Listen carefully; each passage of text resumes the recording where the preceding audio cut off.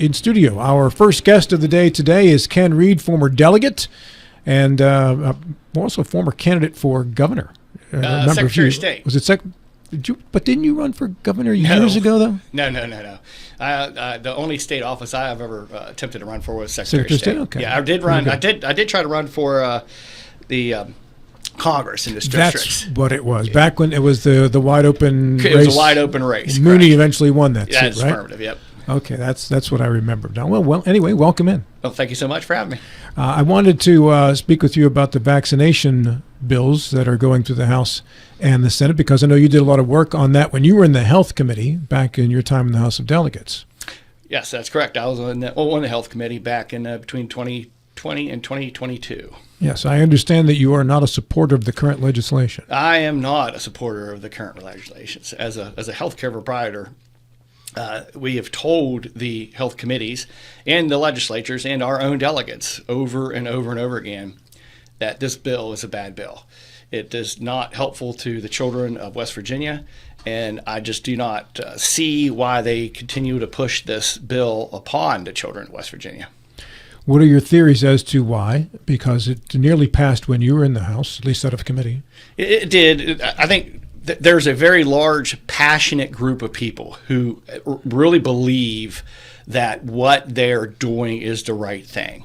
When I get in contact with these people, or they contact me, once you get past all the name calling, hate, and all that kind of stuff, and you get down to the root cause, almost none of it is religious, which is what a lot of these bills are based on, is freedom of religion. Almost none of it is that.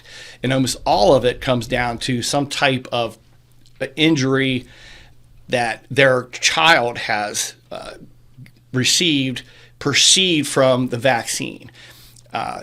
Whether that is actually true or not, I don't know, or whether or not it's a causation issue with the vaccine given at the same time something else happened, I don't know. But and on top of that, you add the decrease in the what health professionals actually do, or experts actually do in this field. That has gone way down over the last couple of years. Trusting us, the trust in this healthcare profession.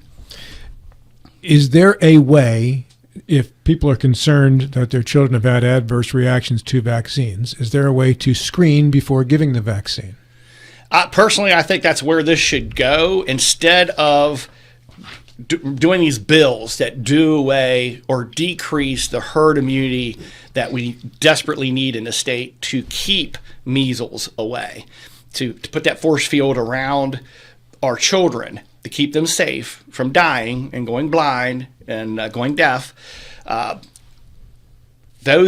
we should be doing is looking for ways to screen out those individual children from getting the vaccine at all from the get-go.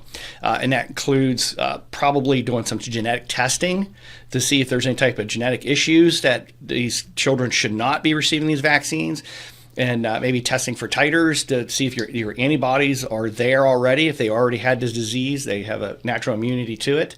I'm not against any of that stuff. And if you think about it, that would probably cut out most of the issues that you see with the problems with vaccines. Is that testing available? Is it readily available and affordable? Affordable, I don't know. As for the genetic testing, I think if it's not there, it's getting there. And the titers, you can go out and buy that yourself. But if you put something into either Medicaid or something of that nature, where you can ask the physician to do titers test on the child, I think that would go a long way and just make it a voluntary thing. Johnny. There's an interesting bit of sleight of hand that's going on with this, where, excuse me, I just met with the Berkeley County delegation a couple of days ago as part of Leadership Berkeley, and the Senator Rucker insisted to me that irrespective of what's happened with these bills, that the vaccines are still mandatory. They just are. You can get exemptions for religious or philosophical. It's a philosophical one that, of course, makes to my eye, makes it not mandatory anymore. It's just I don't want to do it. So what I'd like you to do is there's an argument that says, well, all right, if you're vaccinated, you're not going to get the disease. Why do I have to be vaccinated? You're still safe.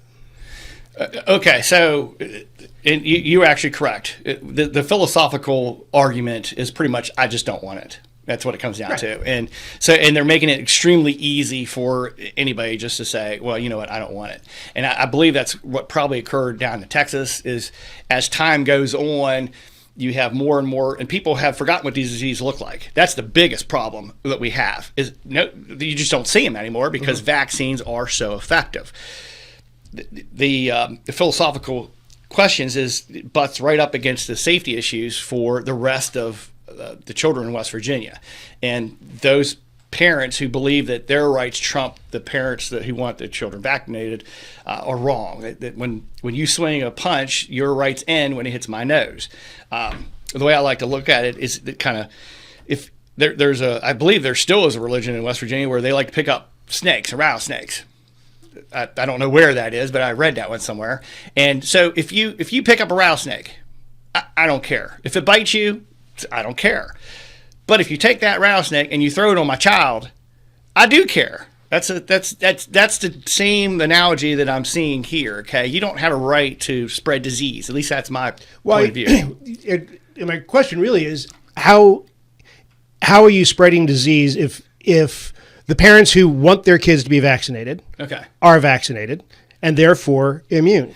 So how does the unvaccinated child pose a hazard to that? That's an excellent question. And the reason why is because just like any medication, okay, so medication is based on risk versus benefit.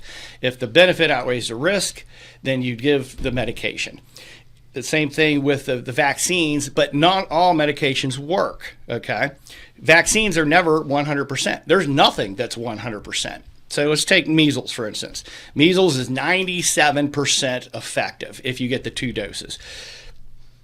That leaves that 3%. And it's playing out in Texas as you see it play out in the real world. So in Texas, there's one county down there, I believe with big community Mennonites, that their vaccination rates went down to almost 50%. You need 95% to have that herd immunity. Not 50%. So if you get one measles bomb dropped in there and it spreads like wildfire, measles is one of the most contagious diseases in the world. It just explodes out in the community. The odds are out of 100 people getting affected, 3 are going to be vaccinated. And if you look at those numbers, it's breaking down very close to that. And if you're unvaccinated, it's 1 in 500 if you die. Now, there was a death down in Texas, and it was like child number 123 or 124. So that 1 in 500 doesn't mean you have to get the 500. It could be anywhere in there. This is just, statistics. You could be the first one, and then you go 500 more. It's just an anomaly of how the math works. So that's your answer. Just because I'm vaccinated doesn't mean that I can't get disease. And on top of it, now you got me rolling.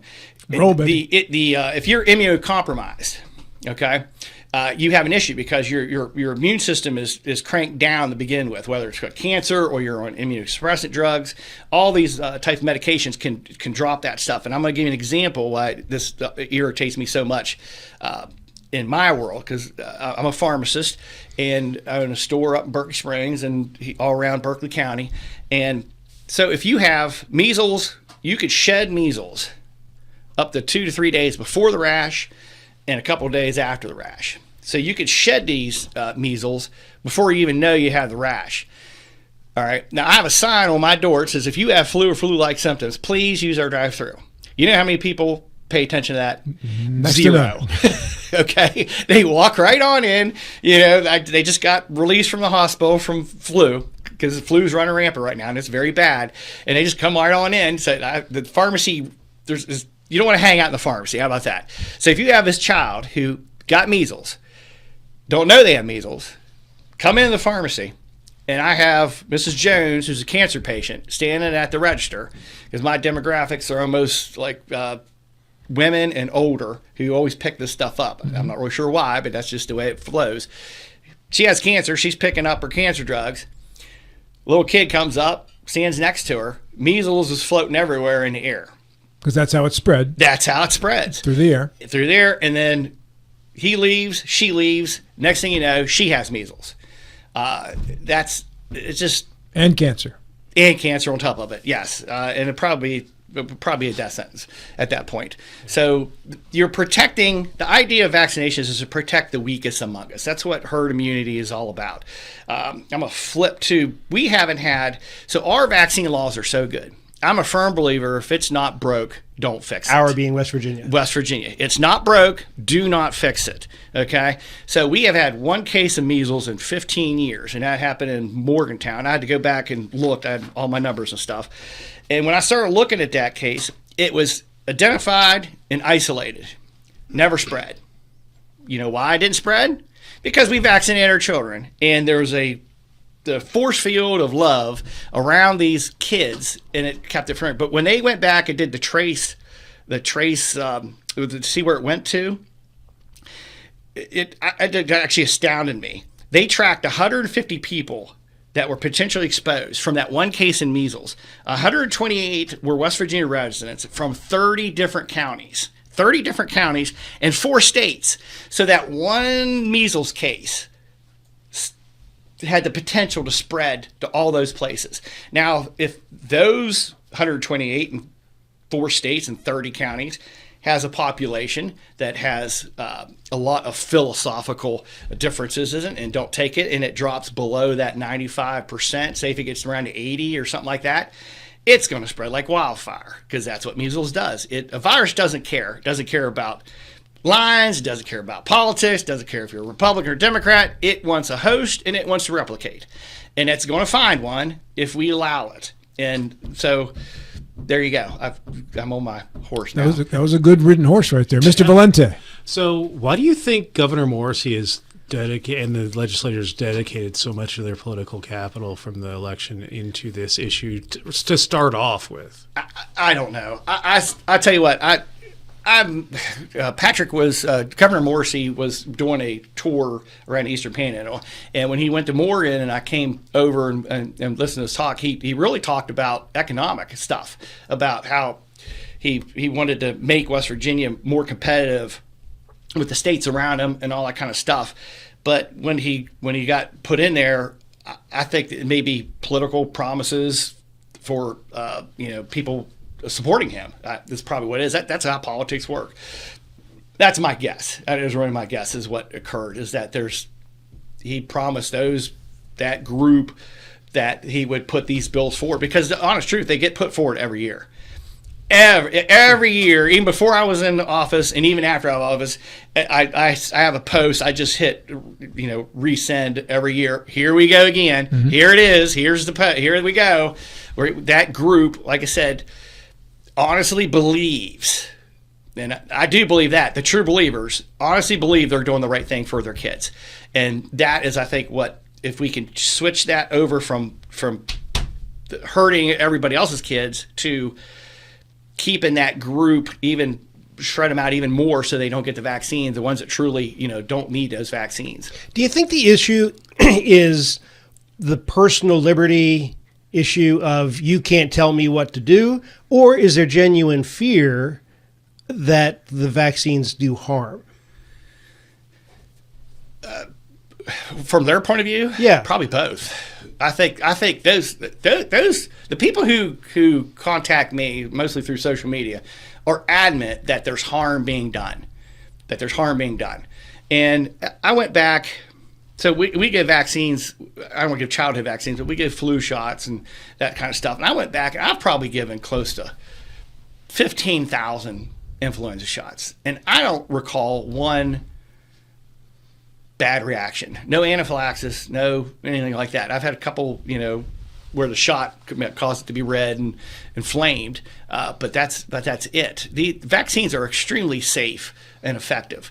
Now there are issues. Everybody brings up the where they can't. The vaccines are not. That's where I'm looking for. The government, they can't be sued. Okay.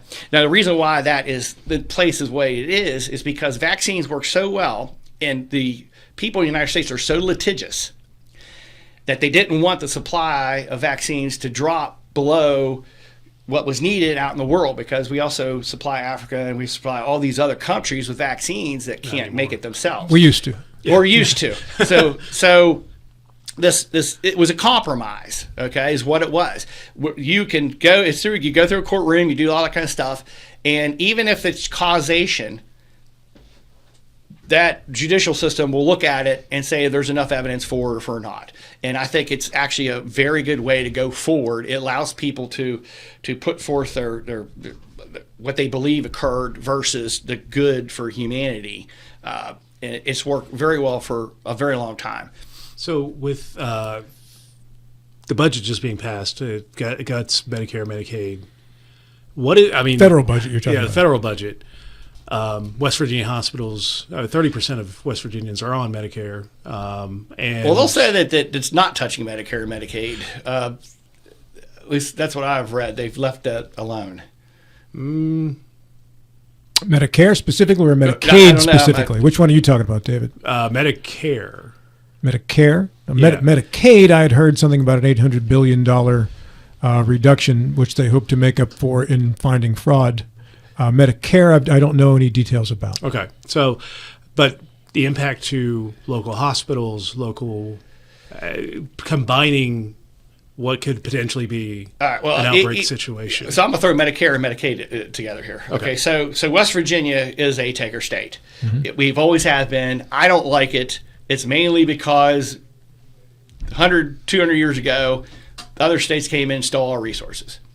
And I don't think we've ever recovered. Coal, timber, you know it. They came in, they took it, did their thing, became billionaires.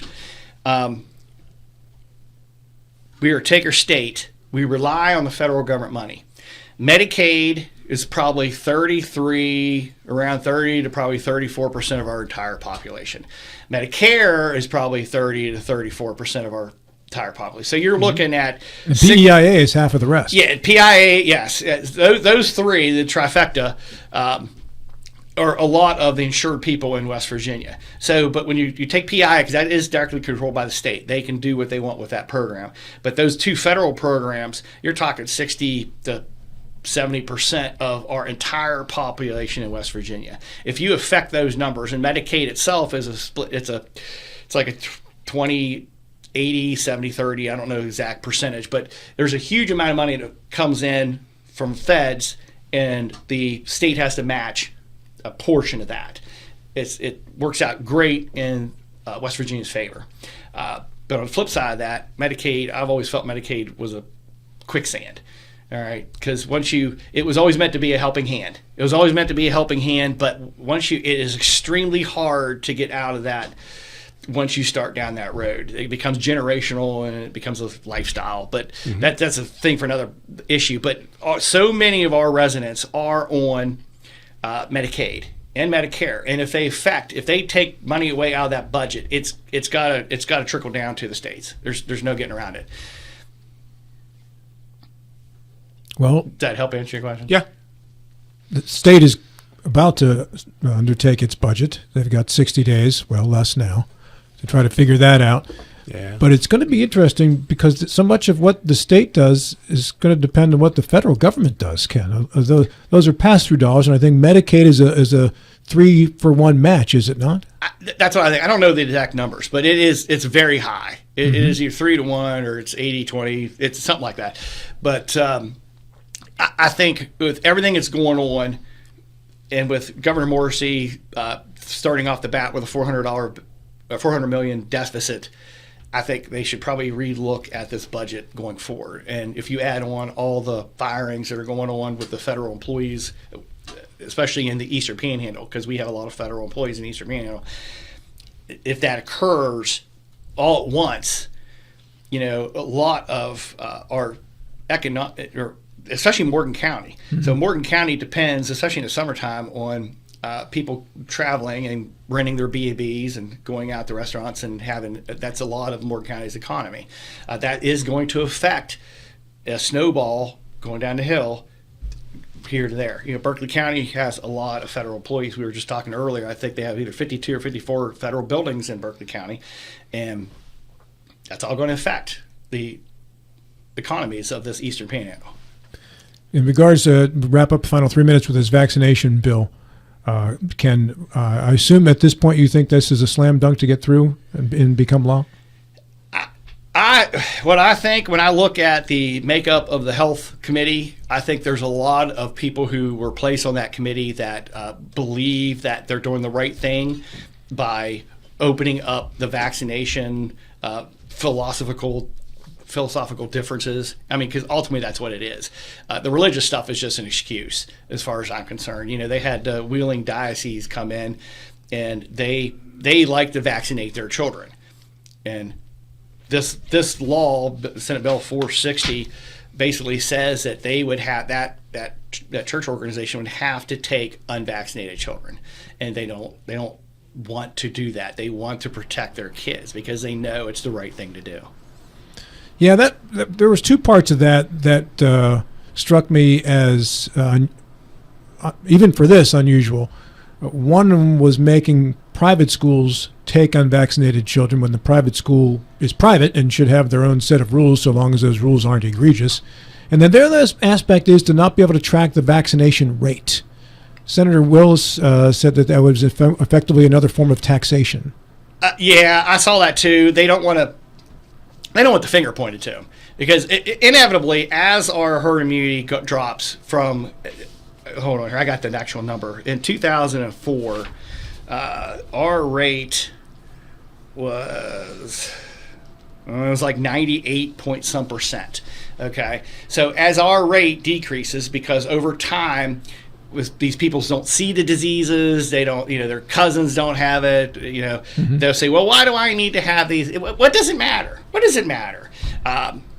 It'll slowly decrease, just like you've seen across the country. This isn't just West Virginia, this is across the country. The herd immunity rates will drop until we have a massive outbreak. And then me and my wife were discussing this the other day, and I don't know how to get through these people until these kids start dying. And you start pointing it out to him, say, listen, how many children have to die for you to care? Will it be 1? Will it be 5? Do you have to know them? So 10 years from now, when a bunch of people are sick, 30 seconds, and we want to vaccinate them, will the current vaccinations still work, or will the disease likely have changed to the point that old vaccines won't work?